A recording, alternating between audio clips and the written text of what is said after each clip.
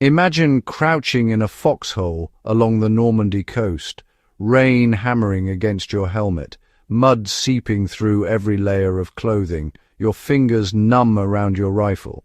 In those conditions, a hot meal wasn't just sustenance, it was survival itself, a fragile thread connecting you to humanity amid the chaos. During World War II, military minds understood this intimacy between morale and warmth, between a soldier's fighting spirit and the simple comfort of heated food.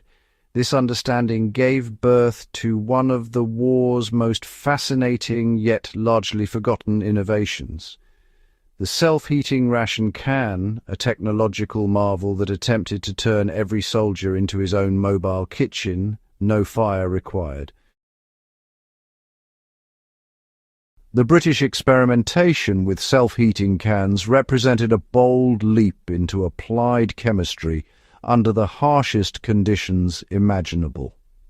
These ingenious containers relied on an exothermic reaction using quicklime, calcium oxide, mixed with water to generate intense heat.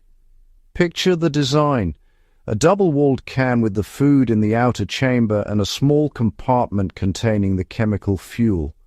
When a soldier punctured a seal and introduced water, the quicklime reaction would begin, transforming cold stew or soup into something approaching a proper meal within 10 to 12 minutes. The heat generated could reach temperatures sufficient to warm the contents to near boiling, creating steam that rose from the can like a small miracle in the damp European countryside.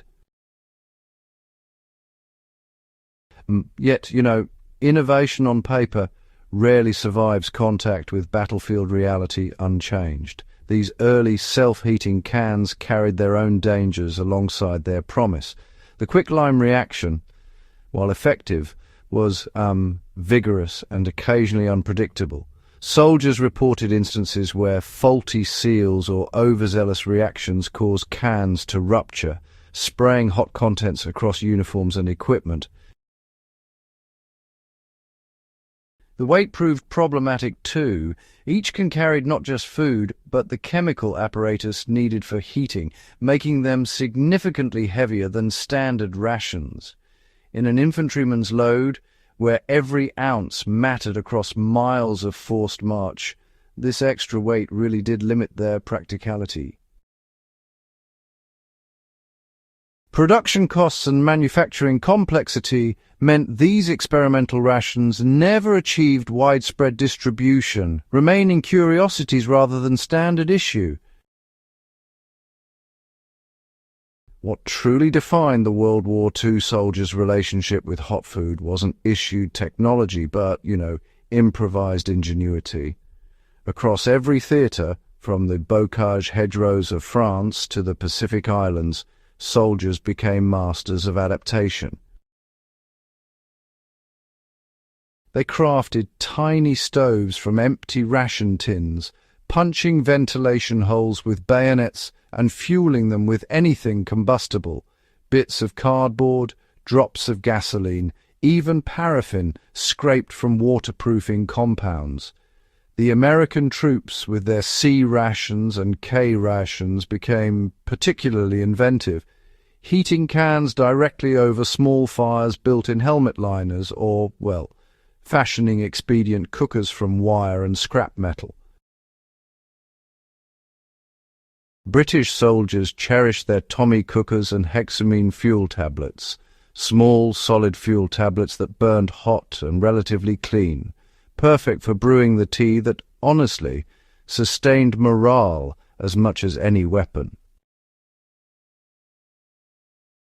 These Fieldcraft techniques, connected modern soldiers to an ancient lineage of warriors who understood that survival demanded more than just following orders. It required creative problem-solving and an intimate knowledge of the materials at hand. A soldier who could heat his rations quickly and efficiently, without revealing his position through excessive smoke or flame, held a tactical advantage measured not in firepower, but in readiness and endurance. The lessons learned from these wartime experiments with self-heating technology, well, they didn't just vanish with VE Day and VJ Day. Instead, they percolated through decades of military research, eventually flowering into the flameless ration heaters used in today's MREs. Modern heaters employ a magnesium-iron alloy that reacts with water to produce heat through a controlled oxidation reaction, generating hydrogen gas and enough warmth to heat an entree pouch in, say, 12 to 15 minutes. Unlike their volatile quicklime predecessors, these heaters are remarkably stable, lightweight, and reliable, exactly what their wartime ancestors aspired to be, but couldn't quite achieve given the technological constraints of their era. The story of self-heating rations reminds us that preparedness isn't about having the perfect gear. It's about understanding principles and adapting them to circumstances. Those World War II soldiers who mastered the art of heating their food with minimal resources, who could coax warmth from the most unpromising materials, embodied a mindset we need today. Whether you're planning for backcountry emergencies or building resilience for uncertain times, the fundamental truth remains.